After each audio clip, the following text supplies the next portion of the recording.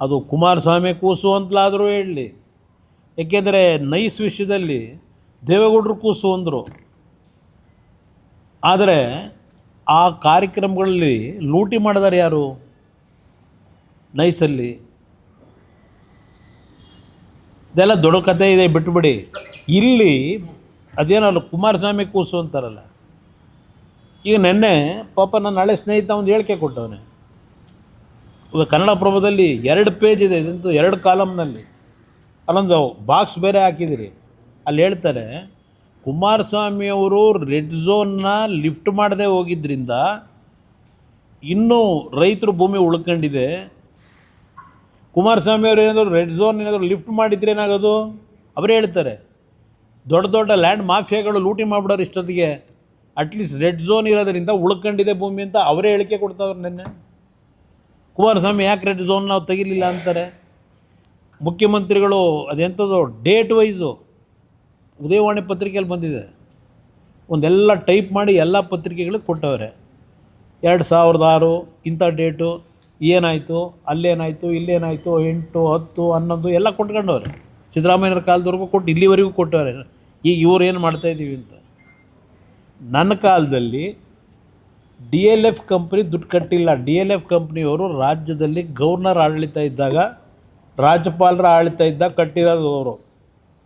ಆಮೇಲೆ ಮುಂದೆ ಬಂದು ಸರ್ಕಾರದಲ್ಲಿ ದುಡ್ಡು ವಾಪಸ್ ತಗೊಂಡು ಹೋಗವ್ರೆ. ನಾನು ಮಾಡಬೇಕು ಅಂತ ಇದ್ದಿದ್ದು ನಿಜ.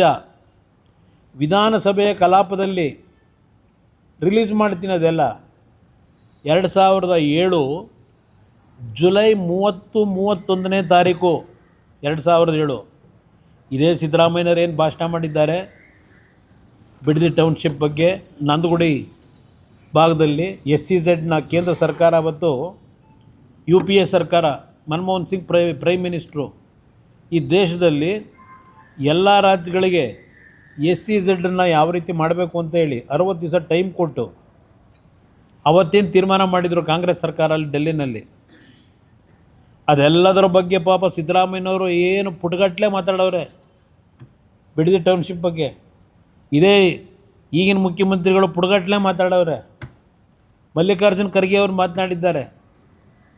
ಅವತ್ತಿನ ಸತ್ಯಶೋಧನಾ ಸಮಿತಿ ವರದಿ ಕೊಟ್ಟರಲ್ಲ, ಎಲ್ಲ ವಿಧಾನಸಭೆ ಕಲಾಪದಲ್ಲಿ ಏನು ಇದೆ ದಾಖಲೆಗಳು, ಅವತ್ತು ನಾನು ಉತ್ತರ ಕೊಟ್ಟಿದ್ದೀನಿ ಮುಖ್ಯಮಂತ್ರಿಯಾಗಿ. ಒಂದು ನಿಮಿಷ, ಸತ್ಯ ಅಂತ ಹೇಳ್ತಾನೇ ಇದ್ದೀನಲ್ಲ. ನಾನು ಹೇಳ್ತಾ ಇದ್ದೀನಲ್ಲ, 5 ಟೌನ್ಶಿಪ್ ಮಾಡಬೇಕು ಅಂತ ಒಂದು ದೂರದೃಷ್ಟಿಯಿಂದ ತೀರ್ಮಾನ ಮಾಡಿದ್ದು ನಿಜ.